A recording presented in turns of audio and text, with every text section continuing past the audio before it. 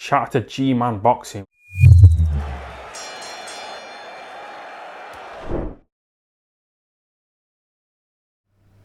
In the aftermath of Billy Joe Saunders' first career defeat at the hands of Saul Canelo Alvarez, it's come to light the extent of the injury he suffered.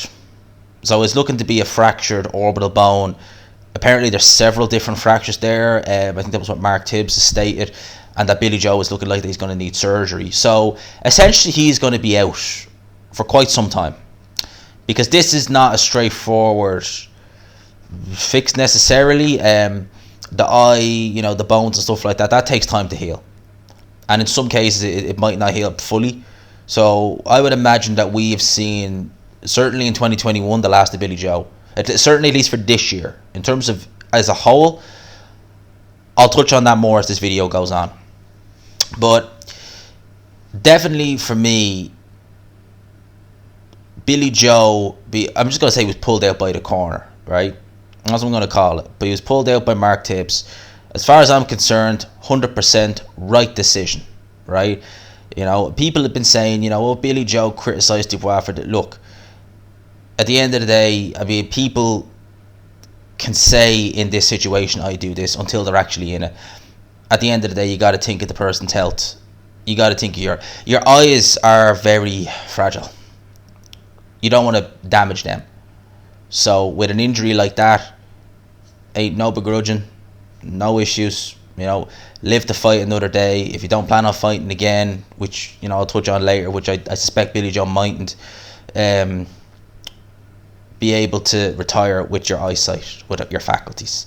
So no issue with that. The extent of the injury, it seems, for one shot as well, it's quite incredible. It shows obviously the force that Canelo had on that shot to be able to cause so much. He must have caught him just absolutely perfect, bang on the eye kind of socket.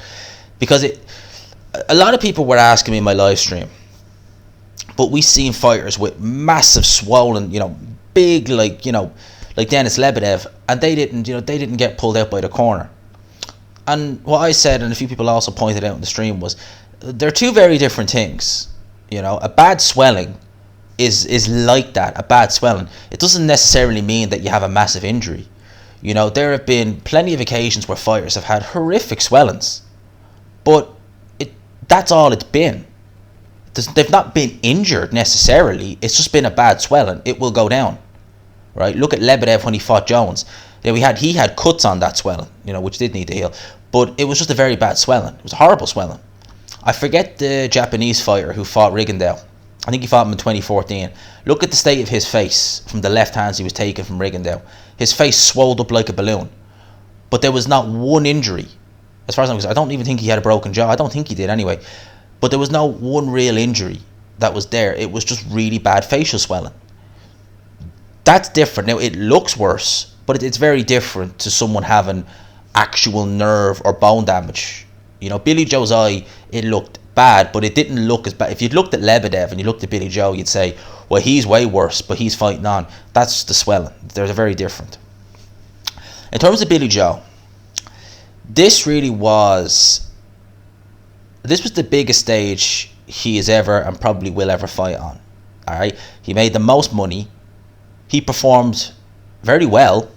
He definitely won rounds in there. And as I expected, I said he would make Canelo look more human in there. There were parts I felt where he was frustrating Canelo a bit, but Canelo was able to adjust and adapt. Canelo's a fantastic fighter. Absolutely fantastic fighter. Billy Joe moving forward, whether he fights again or not remains to be seen. I suspect that Billy Joe, whether he fights again or not, I think he is probably past his best and probably his athletic peak. I think should he fight again, he needs to go back down to 160 pounds. That is his ideal optimum weight. At 168, he is carrying too much weight. Weight divisions are there for a reason. Some people say, well, when I move up in weight, I feel stronger.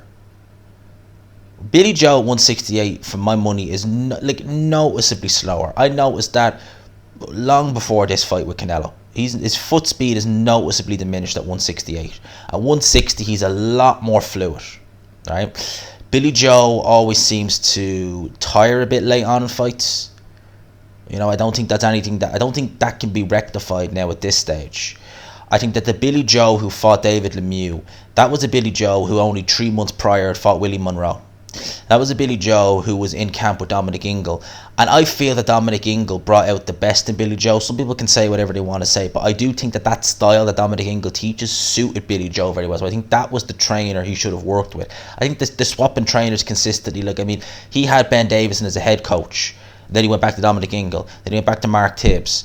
And he also has Ben Davison as an assistant coach in the corner. I don't know if that's necessarily the right thing to be using all these coaches, because you got to imagine that, I mean, just assume maybe some of these coaches feel as though they know more than the other one, and maybe I'll say this, and that, you know, there could be a clash. I don't know. That could be just something. I'm just speculating with that. But I think that Billy Joe 160, perfect weight for him, ideal fighting weight. Is very good at that weight. Billy Joe can box. Make no mistake about that. The boy can box. He's a very, very good boxer. Extremely good boxer. I think that, but Billy Joe at this stage now, I think maybe his athleticism has kind of dwindled a bit, and I wonder, is the hunger going to be there after this? Because Billy Joe has fought, albeit in a losing effort, in front of 70,000 plus fans. If he was to fight a Eubank Jr., he might make good money, but would he be able to get up for it? I've always felt Billy Joe as a fighter, a bit like Tyson Fury, who rises to the occasion. You know, against Lemieux in Canada, people called him the underdog.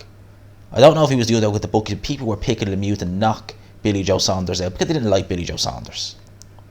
And, you know, he had to go over to Canada, which was Lemieux's home, and he was able to perform best performance of his career, bar none. He had the fire in that fight. He also had the activity. How are you going to top this? Fighting pound for pound best in the world, biggest cash cow in boxing, 70,000 in the AT&T Stadium in Arlington, Texas. Going to fight someone you've already beaten, we'll say in Eubank Jr. or rematching John Ryder, or you know, having fights like that. How is Billy Joe going to get up for that? Will he want to? I don't know. I do like Billy Joe as a fighter.